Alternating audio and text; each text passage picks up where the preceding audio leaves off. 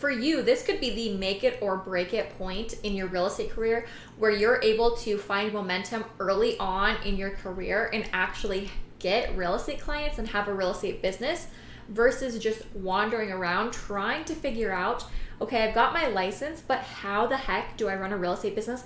How do I get clients? Real estate already takes a while to gain that traction and momentum. It takes a while for what you're doing today to actually produce income. And so we don't want to add any unnecessary time on top of that by you wasting time at the beginning, not knowing what to actually do once you have your license. So in this video, we're going to talk about the 5 things that every new real estate agent must do to start setting up their real estate business for success from day one.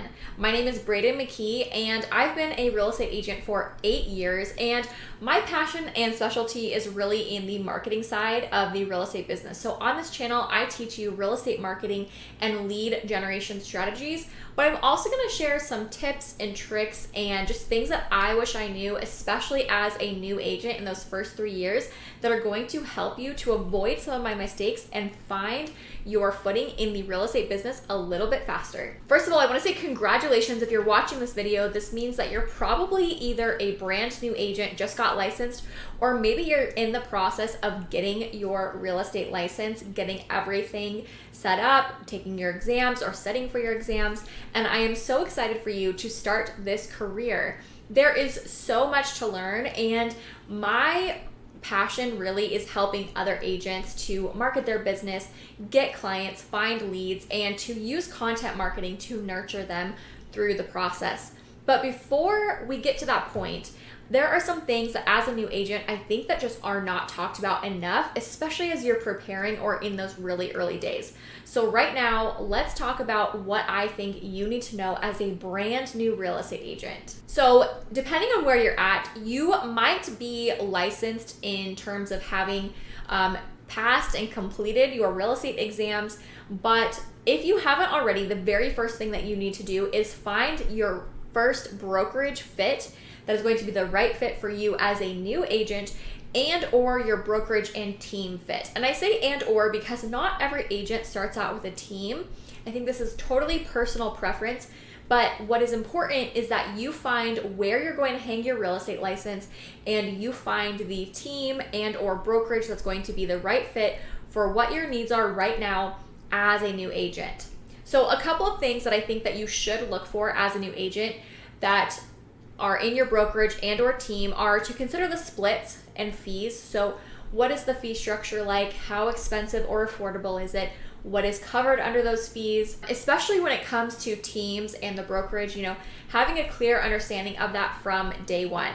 But what I want to say is don't focus too much on the splits and how much the broker is taking, what your percentage is, because as a new agent, your priority should be to get experience doing real estate transactions as quickly as possible. Now, I know that real estate has probably been preached to you as a great way to earn income, and when you sell a house, you get the commission, but a little bit of something is better than a little bit of nothing, meaning you've got to have a sale complete to even get any income in the first place. So if you can be a part of a team and maybe pay a higher split, but start getting transactions faster, start getting experience faster, you will actually be able to make more money that way, even though you might have a higher split. Now, I'm not saying that is something that is the right fit for every single agent, but it's something that I think you should consider is that experience means a lot in this business. Somebody has to put a lot of trust into you as a real estate agent. So if you can get experience faster, that is going to be so much better for your long-term career in the real estate business. And you might look at the higher split for a team or a brokerage up front as more of an investment than as a cost. Some other things that I think you should look for as a brand new real estate agent when you're looking at a brokerage and or a team is the culture and the environment of the office. Is it a physical office? Is it a small office? Is it a big office? Do they do meetings? Do they do trainings? What kind of trainings do they have for a new agent? I also think that you should consider what it would look like to have a mentor or be able to shadow agents in your office if that's something that the brokerage offers or has some kind of system or program in place. And I also think that you should specifically ask about new agent support, new agent training, because what somebody who has already been doing real estate for a couple of years needs is so much different than what you as a new agent are going to need to be able to be successful in this business. You need to learn contracts, you need to know what's normal in your market, you need to learn how to do a CMA, buyer and listing presentations, how to actually take somebody to showings, you need to learn about how to open up lock boxes, all those sorts of things. And this is something that some brokerages do a really great job at and some don't. And if you get the chance and there's a brokerage that you're looking at and they have an office or a team meeting or something like that that you can sit in and just observe, that's going to tell you a lot about the environment and the culture of that brokerage and or team for you to see if you think that's going to be a good fit. Now, the one thing I want you to know here is that you do not have to stay at a brokerage or a team forever, okay? You probably are not going to stay at the same brokerage and team your entire real estate career. As you grow and as you learn, your needs are going to change and the needs of that team might change or the brokerage might change as well. So just know that it's okay if you start somewhere that's good for new agents and then you grow and need a different environment in the future. You don't have to stay there forever. And so if you commit to a brokerage and you get started and a year or two in, you're just realizing that it's not quite the right fit for you, it's okay to move. Now, you don't want to be hopping from brokerage to brokerage to brokerage if you can help it, because it's a lot of things to change. Everything in your marketing has to be adjusted. Everything has to be updated. There are some fees sometimes, and if you have transactions, that can be a little bit messy moving transactions, between all these different brokers. But it's okay if you do end up having to move down the road. The very next thing, and I cannot stress this enough, is that you need to learn your contracts. So this is a big part of the real estate industry, and I would say that this is one thing that can definitely make or break your career, because if you do not know your contracts, this is where a lot of mistakes are going to come into play. So in Arizona, we have to take a contract writing class as part of our licensing, and that class was really helpful. But that's only 3 hours, and I do not believe that 3 hours is enough to fully know your contracts. So I would recommend that as soon as you get licensed and you hang your license with your brokerage, and if you join a team or even if you don't, that you would ask your broker right away when there are contract classes available or trainings, or when you can sit with somebody to go over the contracts. If you don't know your contracts, it is going to be very hard for you to be very successful in this business, because you're going to make mistakes. You're not going to know things when your clients are asking questions. And it's also the things that is going to, kind of ruin that client experience if you don't know your contracts and something happens. Now, if you don't know everything about your contracts or a question comes up and you don't know how to answer it when you're with a client, that is what team and or brokerage support is for. So heavily lean on your team and your brokerage for that leadership and guidance and to overlook the transaction and your contract writing and everything. But you need to prioritize learning your contracts. I used to spend about an hour a day reading through the contract, memorizing it, and then I would spend another hour going through either a practice mock buyer presentation or listing presentation and how I would present the contracts to my client. So as soon as you can, start familiarizing yourself with the contract. Go through it, read it yourself, highlight with any questions, and bring those highlights to your broker, to your team leader, whoever it is who's in charge of teaching the agents in your office about the contracts. And listen, they want you to know the contract. So it is a huge red flag to me when brokers or teams do not want to answer new agents' questions when they're trying to learn the contracts, when they're trying to learn addendums and all of the contract documents. That's a huge red flag. Your team and your brokerage should want you to know your contracts super well because they don't want you to get sued, and you don't want to get sued either.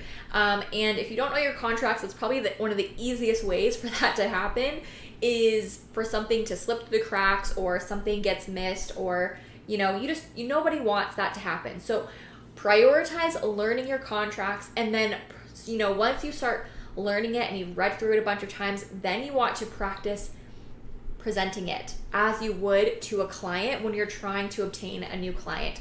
This is a skill that is going to be used over and over and over again throughout your entire career as an agent. And once you learn these contracts, aside from changes, it's not like there's going to be something new that you're not familiar with. You might have to use a new form from time to time that you don't use often, but it's going to be something that most of that knowledge is going to be very specific, and it's going to stay with you throughout your entire career. And this is going to help you to stand out in terms of service and knowledge as a true real estate professional. The next thing that you're going to want to do is set up all of your online profiles. I'm talking about your social media profiles, your Google profile. If you're going to set up a website, which I highly recommend, and I would highly recommend you set up your own website, not your brokerage. I have a video that you can watch here talking about why I would not use your brokerage's website or email address. I would also set up your profile on all of the home buying sites like Zillow and Realtor.com and Redfin if that's available. All the sites where it's like the syndication sites, I would set up a profile there for you to get started and to be able to be found. You're going to have to add in your license information, a headshot, your contact information, and then a little bit of a bio on most of those sites. But the great thing is that you create the bio that one time and you can just copy and paste it. This is going to start putting you out there as a real estate agent. You're going to have to continue to market yourself, but this is something that honestly can be done in about a week's worth of time. Aside from your website, that might need a little bit more work. But if you're not sure how to set up all of these different profiles, I do have a 7-day online visibility course inside my membership. And right now, as the time of recording this, I'm in the early stages of my membership. So with that, the first 100 members get lifetime access for only $49. So if you're a new agent and you're looking for help to market yourself and to lead generate, get new clients, you can get access to the entire membership for a one-time fee. And you'll get access to that 7-day visibility challenge where I'm going to take you through day by day on what profile to set up and how you're going to set it up that day. So I would highly recommend checking that out. That's at thebreakoutagent.com, and I will link that down below. Next, you want to start collecting contact information from people you know and people you meet.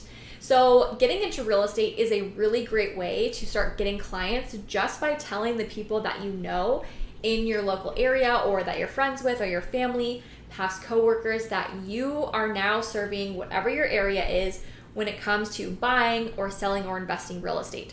So one way that you can simply do this is just set up a spreadsheet, and I'm actually going to link a spreadsheet that you can copy and use if you don't want to get a CRM yet, to organize contact information, save it so that you can stay in contact with people. But what you can offer to do is just say, hey, I just got my real estate license. I'm really excited to start my career, and I'm going to be sending out a monthly local newsletter with some tips about the community, things to do, and a local market update. And then you can get their email address, get their phone number if you have it, write down their address, everything, any kind of information that you can get. The most basic is going to be, their first name, last name, phone number, and email address. If you can get their home address, if they're buying or if they're a homeowner or if they're currently renting, and if you can get their birth date and anniversary if they're married. These are great pieces that you can have to just further your knowledge of them and be able to reach out to them when appropriate on a birthday, on an anniversary celebration, and stay in contact with them about things that matter to them. Your network is your net worth, is what they say. And the more people that you know and the more people that know of you and they know that you do real estate and can help them when they're buying or selling a home, the more money that you can make if you are knowledgeable about the area, you're knowledgeable about real estate, and if they trust you. So having a contact list and having a way to stay in contact with people stay organized when it comes to that is going to help you to gain that momentum in your real estate business a little bit faster. Okay, last but very not least is you want to start talking about real estate anytime you can. We talked about having your contacts and being able to stay in contact with people, but people need to know that you're doing real estate. And the interesting thing is when you get into real estate is you have to earn some trust. This is a big transaction for a lot of people, and not everyone is just going to hand over a buy or a sell side to you as an agent when you're new. You're going to have to earn some trust. They're going to want to know that you know what you're doing. And so with that, I would start documenting what you're learning, what you're practicing, what you're doing as often as you can. I would talk about it on social media, or if you're going to blog or make videos on YouTube, I would put content on your website. This is a great authority piece to build trust when you have a very professional website with content about an area, about the market, and what people need to know when it comes to, buying or maybe selling, maybe they're relocating. And I would bring it up in conversations when people ask you about real estate. Sound excited. Tell them about what you're learning. Tell them about, oh yeah, I was doing a buyer presentation today or a listing presentation. I was talking to somebody about, the market and if it made sense for them to sell their house now or maybe wait a little bit longer, maybe rent it out. Talk about the things that you're talking about, learning in your classes, and what you're practicing. People want to know that you're active when you're doing real estate. And so even if that means that you're previewing properties, checking the market stats, start talking about that stuff. And, when people are asking you about work, that's a great chance to talk about real estate and, ask them if they have questions or if they want an updated market report, or maybe they want to know what neighborhood values are doing, what the homes are going for in their neighborhood. Always ask them if there's something that you can do to serve them with their real estate needs, even if it's not buying or selling right now. Give them information, give them resources. Talking about real estate and providing as much value as you can, as often as you can, is going to help you to gain momentum and start building that trust and authority within your local market. These 5 things are, something that I wish that I had really realized what I was going to need to do right away when I got my real estate license.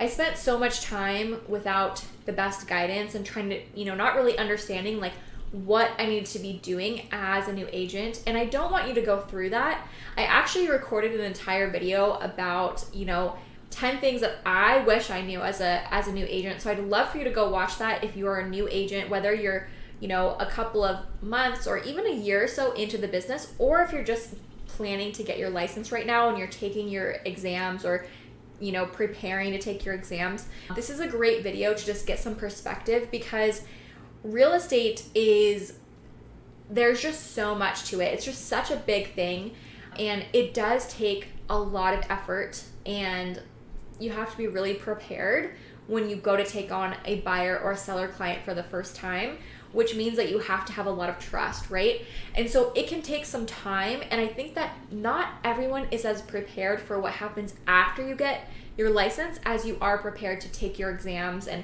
activate your license. It's one thing, to do that, and it's a whole other thing to actually get your real estate business going, get clients, and have a business in the real estate industry. So go watch that video and learn about some of the things that I wish I could redo or just avoid if I was a new agent all over again.